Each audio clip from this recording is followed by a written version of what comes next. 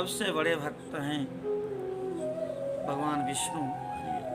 उनका चरित्र व्यास जी पूछते हैं, कहते हैं सूत जी का वचन सुनकर के सभी ऋषियों ने उनकी प्रशंसा किया है। कहे सूत जी आप सब कुछ जानते हैं और इसीलिए हम आपसे पूछते हैं, प्रभु हरीश्वर लिंग की महिमा का वर्णन कीजिए, जो हरि के ईश्वर हैं। हरि माने भगवान विष्णु, उनके जो ईश्वर हैं।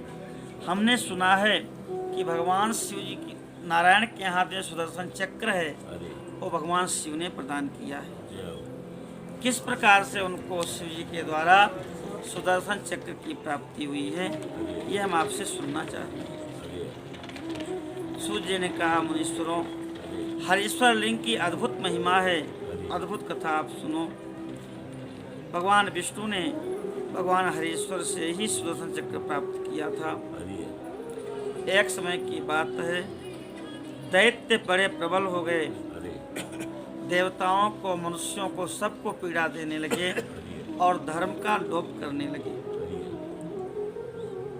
उन दैत्यों से पीड़ित होकर के सबके सब देवता ब्रह्मा जी के सहित भगवान विष्णु के पास गए हैं। भगवान विष्णु से सारा दुख निवेदन किया। भगवान श्री हरि सभी देवताओं को लेकर के कैलाश पर्वत पर आए और वहाँ पर 1000 नामों से भगवान शिव की स्तुति करते हैं और प्रत्येक नाम से भगवान को एक कमल अर्पित करते हैं। बहुत दिन तक एक क्रम चलता रहा। सहस्त्र कमल में हो रहे धारे, तब वहीं परीक्षा लेनी पुरारी। एक कमल प्रभु राख्यो गोए, कमल नयन पूजन चाह सोई। कठिन भक्ति देखी प्रभु शंकर, भये प्रसन्न दियो इच्छित वर। जय जय जय अनंत अविनाशी, करहु कृपा सबके घटवासी। पुष्पदंत आचार्य भी कहते हैं कि हरिस्ते सहस्रम कमल बलिमाधाय पदयोर, यदि कोने तस्मिन् निजमुदहरन् नेत्र कमलम। रोज 1000 पुष्पों से भगवान शिव की अर्चना भगवान हरि जी करते हैं। एक दिन परीक्षा लेने के लिए भगवान शिव ने एक कमल छिपा दिया और भगवान नारायण को पता नहीं चला। अब कमल तो पूरे हो गए, लेकिन भगवान शिव का एक नाम अभी शेष है।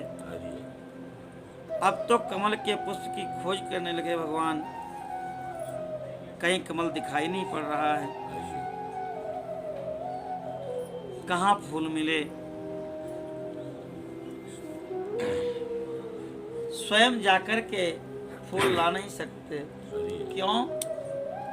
क्योंकि संकल्प करके आसन पर बैठ चुके हैं, आसन कैसे छोड़ें।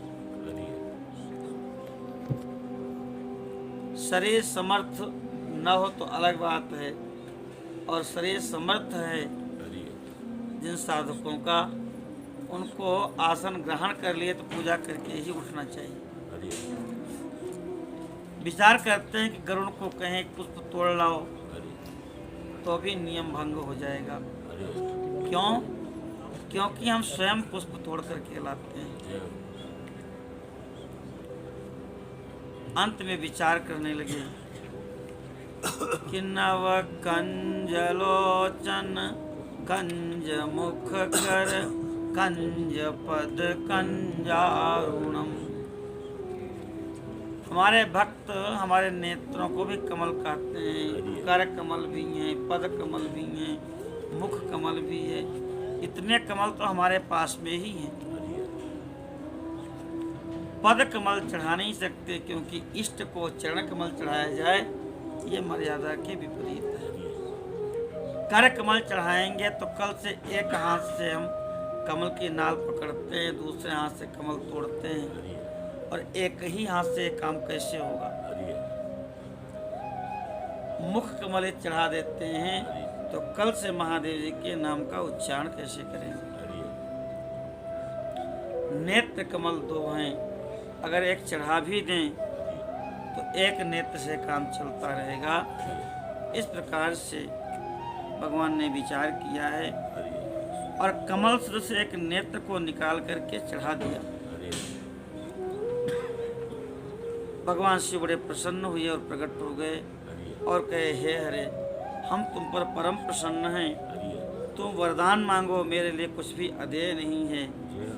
भगवान विष्णु बोले, हे नाथ, आप तो अंतर्यामी हैं, सर्वांतर्यामी हैं, आपसे क्या कहना।